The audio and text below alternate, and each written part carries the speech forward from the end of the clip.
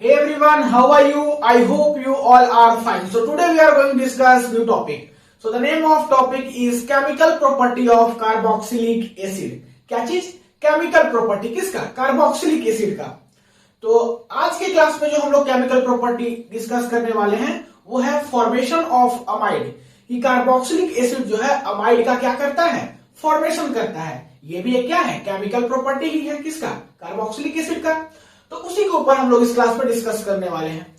तो सभी लोग फॉर्मेशन ऑफ अमाइड लिख करके और एक लाइन लिख लीजिए. उसके बाद फिर इसका रिएक्शन और मैकेनिज्म देखेंगे. तो लिखिए फॉर्मेशन ऑफ अमाइड लिखिए और फिर उसके बाद लिखिए when carboxylic acid reacts with ammonia to form their respective amide.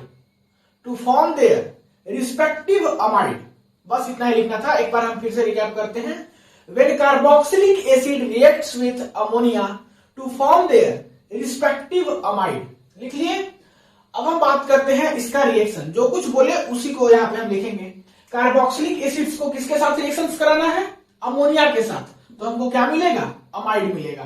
तो वही चीज यहां पे लिख रहे हैं.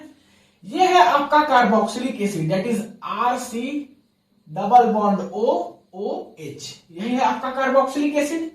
इसका रिएक्शन हम करा रहे हैं एमोनिया के साथ, दैट इज NH3 के साथ.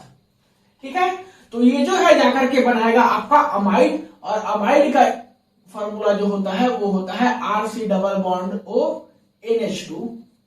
और यहां से जो है आपका बाई प्रोडक्ट भी बनता है, दैट इज वाटर H2O. ठीक है. तो जो कुछ हम बोले थे वही चीज यहाँ पे रिएक्शंस में लिखे हैं. ये है आपका कार्बोक्सिलिक एसिड. इसका रिएक्शंस करा रहे हैं NH3 के साथ. तो जाकर के हमारा बन रहा है अमाइड और बाई प्रोडक्ट के फॉर्म में वाटर. तो यहाँ पे इसका नाम लिख लो, जो कि जिससे कि आप बाद में कंफ्यूज नहीं होंगे. तो ये क्या है आपका? ये है आपका कार्बोक्सिलिक एसिड. क्या है? Carboxylic acid. ये आप जानते हो कि क्या है? अमोनिया है. नहीं, दैट इज NH3. और ये ज्यादा आपका इंपॉर्टेंट है. ये क्या है? अमाइड है. ये सब नाम लिख लो क्योंकि बाद में कंफ्यूज नहीं होगे. ठीक है. तो अब हम बात करते हैं इसका मैकेनिज्म. रिएक्शंस लिख लिए. अब इसका मैकेनिज्म जो कि सबसे ज्यादा इंपॉर्टेंट होता है किसी भी रिएक्शंस में. तो मैकेनिज्म देखते हैं. मैकेनिज्म्स में करना क्या है कि कार्बोक्सिलिक एसिड का रिएक्शंस कराना है अमोनिया के साथ. तो हम लोग कार्बोक्सिलिक एसिड लेते हैं RC डबल बॉन्ड OOH. हम कार्बोक्सिलिक एसिड्स को अपने तरीका से लिख रहे हैं, नहीं, जिससे कि हम आपको अच्छे से समझा सके. और यहां पे लेते हैं NH3. NH3 को हम ऐसे लिख सकते हैं, नाइट्रोजन के साथ 3 हाइड्रोजन.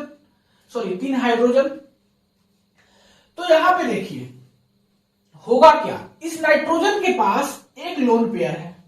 क्या है? एक लोन पेयर है. मींस नाइट्रोजन के पास लोन पेयर कहने का मतलब क्या कि इसके पास एक्स्ट्रा इलेक्ट्रॉन है. मींस ये अपना इलेक्ट्रॉन डोनेट करेगा. नहीं, अपना इलेक्ट्रॉन डोनेट करेगा. कहां करेगा? जहां डेल्टा पॉजिटिव कैरेक्टर होगा. नहीं, नाइट्रोजन के पास क्या है? एक्स्ट्रा इलेक्ट्रॉन है. तो डेल्टा पॉजिटिव कैरेक्टर कहां पे है? तो यहां देखिए ऑक्सीजन है ऊपर में. नहीं, और ये क्या होता है? हाईली इलेक्ट्रोनेगेटिव होता है. नीचे भी ऑक्सीजन है, ये भी क्या होता है? हाईली इलेक्ट्रोनेगेटिव होता है. और ये कार्बन जो है ये क्या होता है? डेल्टा पॉजिटिव होता है. तो ये नाइट्रोजन अपना लोन पेयर जो है इस कार्बन के ऊपर अटैक करा देगा. ठीक है. जैसे ही यहां पे नाइट्रोजन का लोन पेयर अटैक करेगा, सेम टाइम क्या होगा कि ये पाई बॉन्ड जो है ब्रेक हो जाएगा और ये अपना इलेक्ट्रॉन लेकर के ऑक्सीजन के पास चला जाएगा.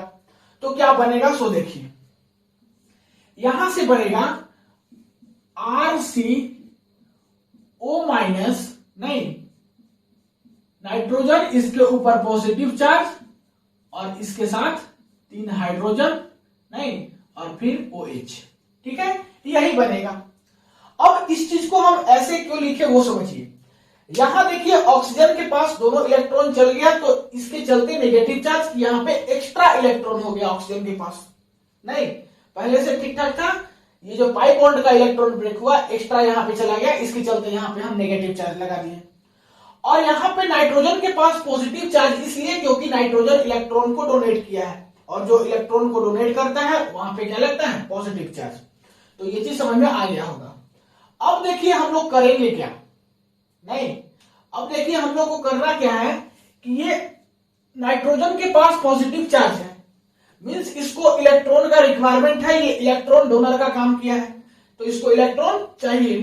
तो करेंगे क्या कि इस ऑक्सीजन के पास क्या है, निगेटिव चार्ज है, इसके पास एक्स्ट्रा इलेक्ट्रॉन है तो ये अपना इलेक्ट्रॉन किसी को डोनेट करेगा।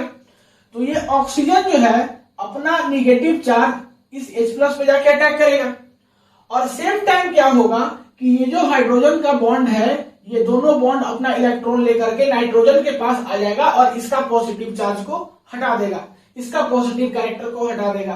तो इससे दोनों का काम हो गया, ऑक्सीजन अपना एक्स्ट्रा इलेक्ट्रॉन को हाइड्रोजन के पास भेज दिया और ये दोनों बॉन्ड इलेक्ट्रॉन नाइट्रोजन के पास आकर के इसका पॉजिटिव चार्ज भी हट गया, मींस नेगेटिव चार्ज का भी काम खत्म, पॉजिटिव चार्ज का भी काम खत्म। तो क्या बन जाएगा, तो यहां से देखिए जो बनेगा वो बनेगा RC, नहीं या इसको हाँ ठीक है RCO और ये H जो है यहां पे चला गया, NH2 बच जाएगा यहां पे और फिर यहां OH। ये चीज समझ में आया कैसे लिखे हम, देखिए ये हाइड्रोजन यहां ऑक्सीजन के पास चला गया, इसका नेगेटिव चार्ज खत्म, इसका पॉजिटिव चार्ज खत्म, तो ये हाइड्रोजन गया तो दो ही हाइड्रोजन बचा तो NH2 हम डायरेक्ट लिख दे रहे हैं और नीचे OH का OH लिखते हैं।